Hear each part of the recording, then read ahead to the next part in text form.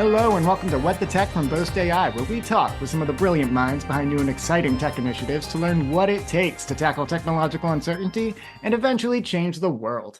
Today I'm thrilled to welcome FrontFundr founder and CEO Peter Paul van Hoeken. At FrontFundr, Peter Paul and his team have built the leading equity crowdfunding platform in Canada, empowering everyday Canadians to invest in companies that they believe in, providing entrepreneurs with the essential funding to drive growth. To date, more than 40,000 users have joined the FrontFundr community to help businesses raise more than $200 million. But FrontFundr is just one of the many organizations that Peter Paul has been a part of that are helping drive innovation across the Canadian and global tech landscape. I'm excited to pick his brain on the state of funding, building a business in Canada, and the nuances of crowdfunding versus other financing channels in our chat. Now, without further ado, welcome to the show, Peter Paul. Thanks, Paul. It's great to be here today with you.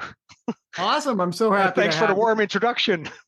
Oh, I try to do my best. I know that I gave a little bit of your background, but I'd love to kick it off by throwing it to you. Tell us a little bit about Peter Paul, how you got into the tech space, what brought you to Canada, and why FrontFundr is doing all the great work that you guys are doing today. Yeah, so thanks, Paul. So my background is actually in banking, finance and banking. So I worked for a bank back in Europe. I'm originally from the Netherlands, so I worked for a bank there for about 8-9 years, both in the Netherlands and in the UK, and did all sorts of exciting things and had a good time, learned a lot and all that. But at some point it got sort of itchy, and I wanted to go down more the entrepreneurial path. So I was intrigued with the whole exciting world of finance and investing, but again, I wanted to sort of more roll up the sleeves myself and go down onto entrepreneurial path. So that coincided with relocating to Canada back in 2010. We landed in Vancouver with my family and basically started a whole new book, I would say. And so I started working with small companies and sort of helping them on a consultancy basis, helping them to get ready to go on stage to raise capital. And that was the time, Paul, that I experienced how, of course, challenging it is for companies, startups to raise capital. Secondly, how they are going to this relatively small group of typical or traditional investors, like, perhaps their own friends, family, angels, VCs. And then thirdly, the fact that no technology was basically used at all to connect companies with prospective investors. And at the same time, I was intrigued what I saw emerging in the UK, where investment crowdfunding or equity crowdfunding originated and actually started around 2010. And the fact that you basically leverage technology and open it up for the public, so basically enable startups to reach out to an entirely new pool of capital, i.e. the public, retail investors, that truly intrigued me. And I thought, hey, this is something that just makes a lot of sense. So for me, that was the reason to jump into this and really figure out how to put the pieces of this puzzle, which was not that straightforward, but to start putting those pieces together and build FrontFundr. I love that. And I think you hit on something that's super unique about Fundr, in that it's almost as if it's like a B2C service in a realm that's traditionally B2B. So basically, businesses, everyday Canadians, like I said, can support businesses that they're really excited about. I think a lot of the conversations we have around funding are with people who go those traditional routes that you listed there.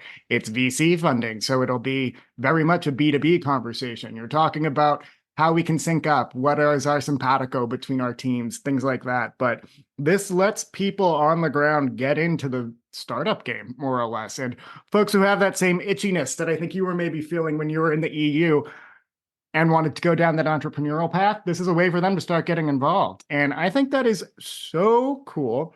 Before I go down some of the nuances of your experience in Europe versus Canada, and even Canada versus the US, just because I think that's always a really fun topic to dive in on, I'd love to know a little bit more about what sets FrontFundr apart from other crowdfunding systems. I know you did give a little bit of insight into that, but I'd love to learn a little bit more specifically. What is really unique and really differentiated about FrontFundr? Sure. So, indeed, the opportunity for companies to tap an entirely new pool of capital and basically redefine who that investor is, because the reality is that traditionally in Canada, but across the globe, 95, 99% plus of the population has traditionally locked out from investing in startups simply because they didn't have access. It's very much about access, or they don't have the deep pockets, or the funds to indeed invest in startups that traditional investors do have. So with FrontFundr, first off, I think it's fair to say we've been the trailblazers in this space in Canada. When I started really diving deep into this around 2014, 13, 14, there was no crowdfunding yet. There was, as I mentioned, it started in the UK. There was neither any much really going on in the UK, in the US for that matter. So first off, working with regulators and figuring out how to actually do this, which certainly in Canada is pretty challenging because we don't have a national regulator. We have, per province, we have a regulator. So we have 13 regulators basically across the country. So building with FrontFundr is really built on that, on creating trust. Ultimately, and it's definitely challenging in this industry, in the funding investment industry, is, we're taking people's money. Well, we don't take it personally, but we help them basically allocate it in investment opportunities.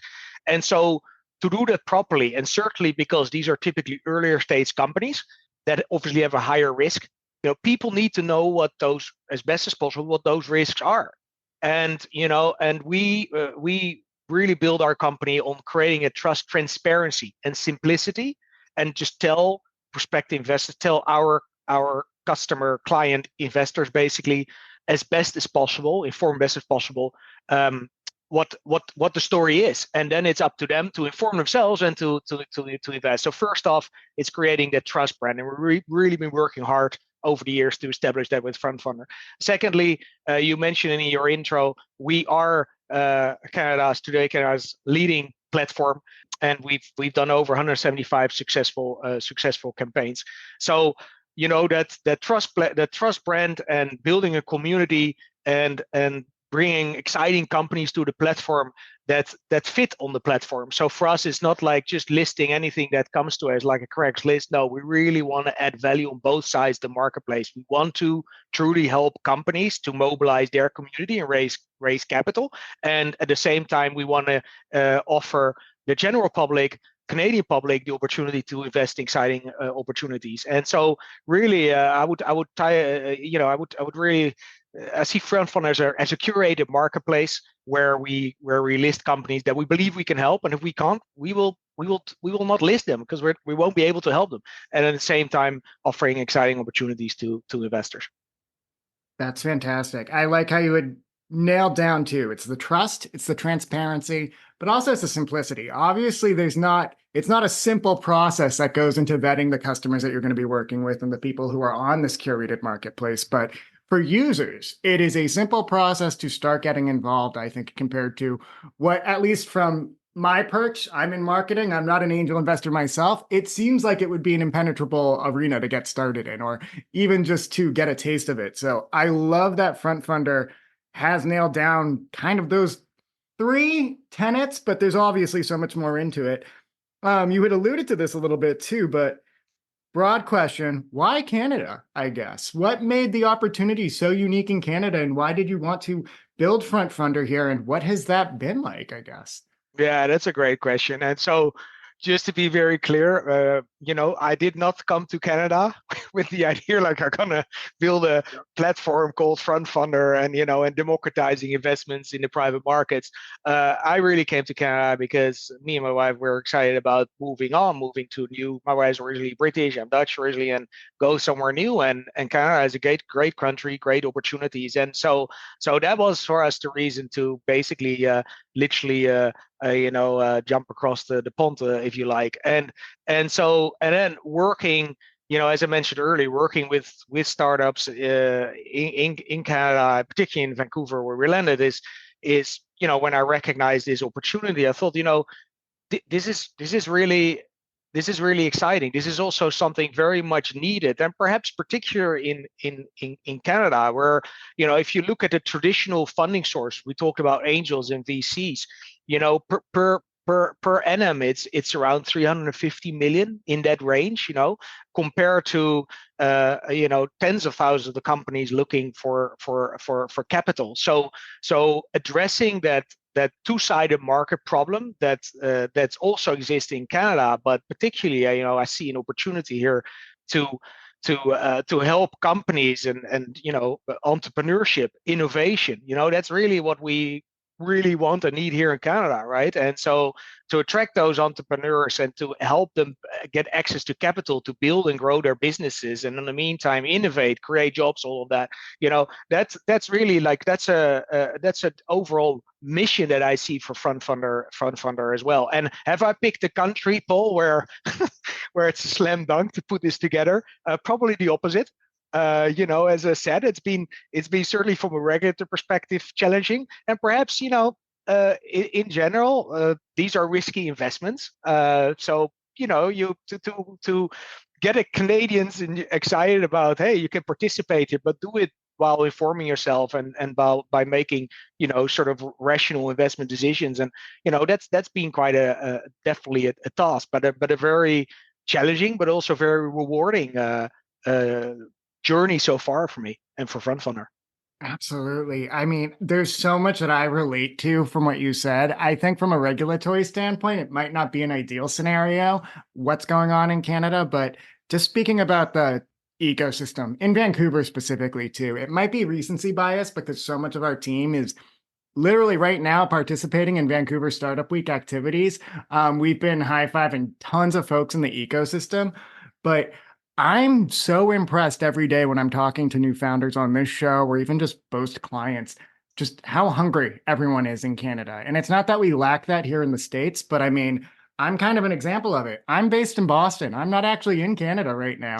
My team is Canadian, and I didn't even know. If anything, I thought it would be more challenging to drive innovation in Canada, but just the ecosystem is so supportive of each other. And I think specifically in Vancouver too, they all lift each other up. I just see that every day. We were at Innovate West a couple weeks back too, and it was just exciting. There's a hunger that I don't see on the ground. Maybe we're a little more jaded here in the States, but walking around Boston, like we're all business and you guys are all about supporting it. It's all, again, I think too, you had mentioned all of the early stage businesses that are being developed too. I think whether it's the funding programs on offer from the Canadian government, I got to give a shout out to Shred, or whether it's just, again, maybe a little bit of a chip on the shoulder of some Canadians versus their US peers. But the ecosystem wants to succeed. They want to drive innovation. And I'm just impressed with the amazing entrepreneurial spirit within that community, regardless of the regulation, regardless of the funding. I just think it's so cool.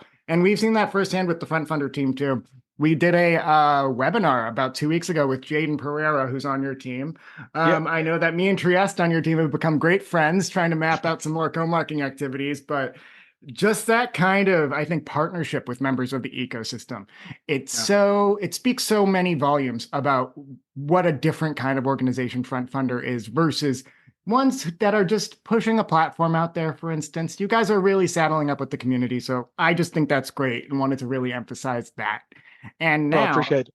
oh, go ahead. Yeah, and just to add there, because Paul, you're absolutely right about the startup ecosystem, and that's why we're actively, because we're basically we're adding an alternative route for startups to raise capital, and complementary to existing ways to raise capital, right? This is not substituting anything or traditional capital. It's not going to happen anytime soon, and it's not the purpose. The whole idea is like, hey, look, compared to that 350 million per year that I mentioned from early stage investors, from traditional investors, we basically, even if the general public would invest like 0.5% of their financial investable assets each year, will basically unlock a pool of about 1.5 billion Canadian dollars per year, and that's pretty conservative. So think about the potential of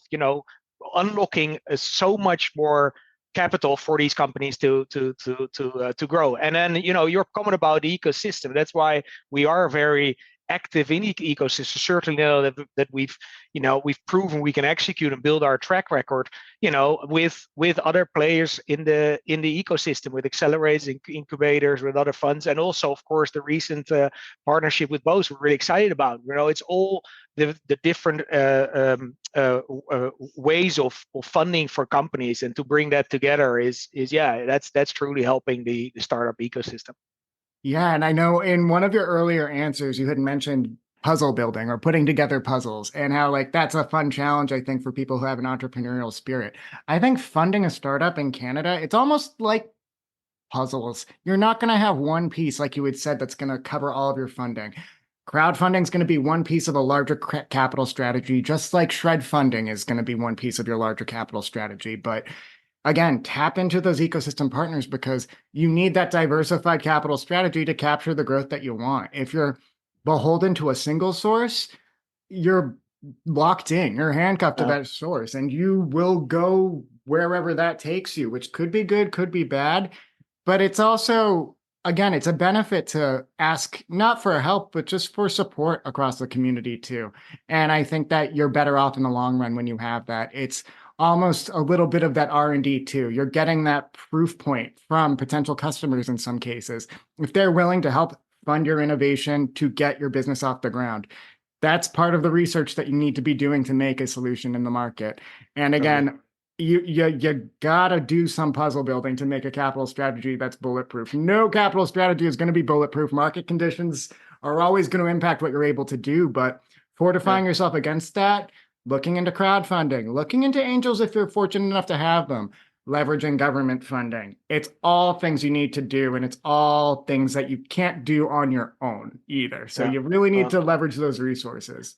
Definitely, I would add to that combining, let's say, non-dilutive funding like government funding, like Shred, IRAP, and those sources, combined with private funding, it's essential. Like we have companies on our platform and investors, and if they learn it, or they, many of them actually expect, like, hey, what are you as a startup? How are you leveraging non-dilutive funding? Because what is better for private investors come through FrontFundr, invest in a company, and a company has already attracted, additional funding. They see their investment dollars immediately leveraged, right? And vice versa. Like obviously from your perspective at Boast, obviously your clients, they're looking for private funding in addition to tapping, government funding. So they really go hand in hand. And yeah, that's why it's so important that companies look at these different routes of funding. Totally. And you actually hit the nail on the head when you mentioned IRAP and Shred, and when these opportunities become available to you at different stages of your company's growth too. Like IRAP will be very, very valuable if you're applying for that funding while you're still building an MVP, for instance. Whereas if you're a heavy R&D company, Shred will become increasingly more valuable as you grow, and vice versa with any kind of private equity too. It's almost due diligence. Your VC or your private investors want to see that you're taking advantage of programs like Shred because it stretches their investments into you further. It shows that you're being savvy with the money that they're giving you. So again, you got to do it all, and you got to use those partners in the ecosystem. And again, I just think it's so cool too that we're privileged to be as close to you guys are geographically in Vancouver, but again, just in terms of what we want to do with our product, what we want to do to help the larger community. So that is awesome. Now, this is going to be a little bit of a tough question, probably. No one likes picking their favorite child, but are there any amazing success stories out of FrontFundr that you maybe want to highlight for our audience today? Yeah, absolutely.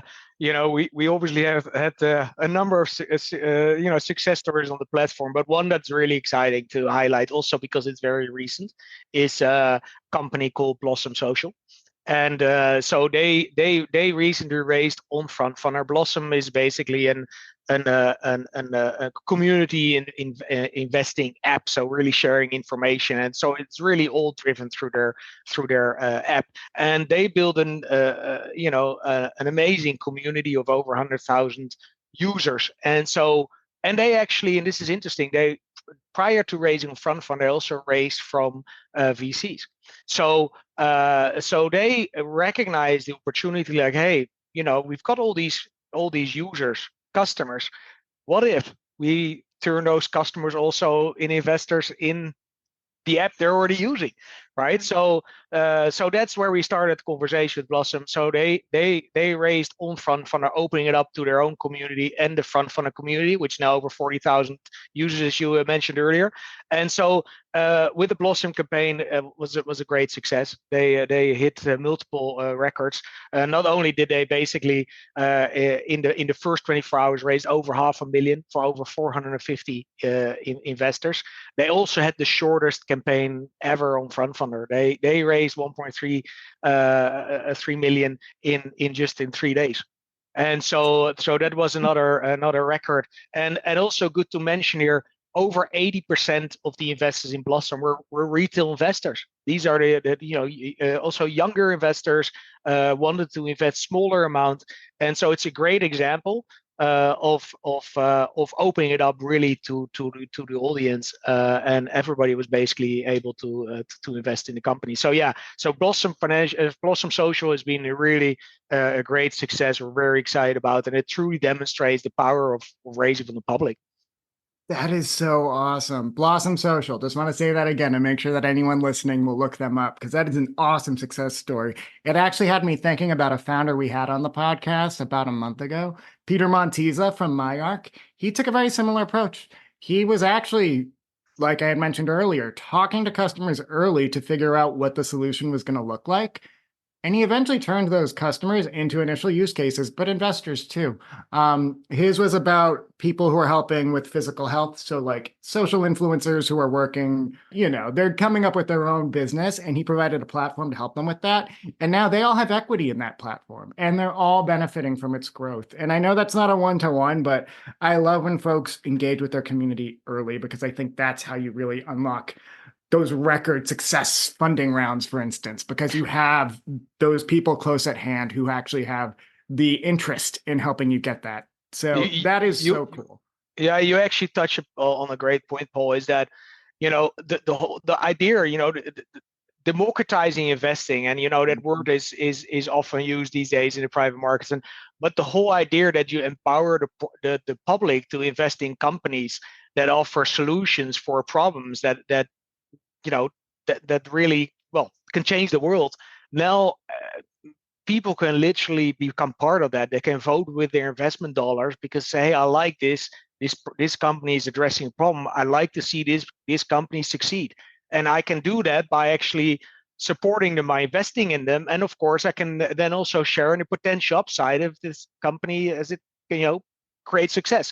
So I see FrontFundr as a purpose-driven company in terms of creating accessible market, connecting startups with the general public, but we also helping many of our companies are also purpose-driven companies, impact investing, sustainability companies that really want to change the world. Positive change is companies that typically do well on the platform because people simply want to see more of that. Absolutely. Yeah. I don't want to go on another tangent, but I was even thinking about our friend Laura Forty at Radium. I saw them at Innovate West, and they very similarly too. It's almost akin to not what you're doing, but it's for real estate, and it's for people who maybe want to get invested, but they haven't had an easy entree into that field. Again, it was very interesting to me when I first learned about their product. They're a Boast customer as well, so I do have to give that shout out. But to your point, purpose driven and democratizing it and making it accessible and making it so that you can really latch onto something if you believe in it. I think that is so cool. Peter, Paul, I'd love to know what's on deck for the future at FrontFundr. Is there any stuff on the calendar we can look forward to? Any exciting new projects? What can we tell the listeners to watch out for? Yeah, definitely. So, we are as mentioned, we're the leading platform in Canada. We're excited to take this industry also to the next level. And so just to give you an idea, to see sort of where the puck is going, actually looking abroad, is that, I mentioned to the UK where startup crowdfunding, where it started, about 40%, more than 40% of startups in the UK raised through FrontFundr-like platforms. So it's only went sort of mainstream in the UK. It's part of the funding mix, if you like. In the US, we've seen rapid growth of the investment crowdfunding space as well. And so I would say in Canada, the industry is still in its infancy, but it is happening. It is growing. It's also exciting to see how traditional investors start to recognize and actually embrace it. Like as I said, Blossom was also co-invested with a VC, right? So we want to really build out the industry in Canada, build out our curated marketplace in Canada. And yes, we have multiple projects on the roll. We are building out our solution for companies to come to us very earlier before they even started raising. We can facilitate them with sort of gauging interest, coming soon kind of solutions, as well as post raise. So post raise, we can help companies make it easy to communicate with their customers and to basically build out a complete private market solution. And we're doing the same on the investor side. We've been very much so far focused on the actual transaction, but providing investors industry information, providing them post-raise information, features to enable them to, for example, auto invest in investment opportunities. So we're really building out the solution now as we arrive at sort of the product market fit, which is continually moving, but really building towards a FrontFundr, a complete private market solution. That is so cool. I love how there's so much value for every stakeholder involved here. Investors, the businesses themselves. That is so cool. Peter, Paul, I cannot thank you enough for hopping on the mic with us. This was an absolute pleasure. I'm so happy that you're in Boast's corner and that we're going to be able to continue working together in the future as well, because there is so much exciting stuff on the roadmap for you. Thanks, Paul, for having me today, and also FrontFundr team is very excited to work together with Boast and collaborate in the exciting Canadian startup ecosystem. So thanks very much for having me. Absolutely. Our founders will be in touch too. I'm very excited for it. Thanks again, Peter, Paul.